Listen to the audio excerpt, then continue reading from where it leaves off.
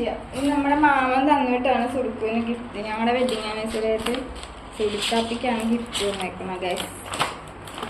എന്താണെന്ന് നമുക്കറിയില്ല. തുറന്ന് നോക്കാം ഇതെന്തായിരിക്കും. നമുക്ക് ക്ഷമ തീരെ കുറവാണ്.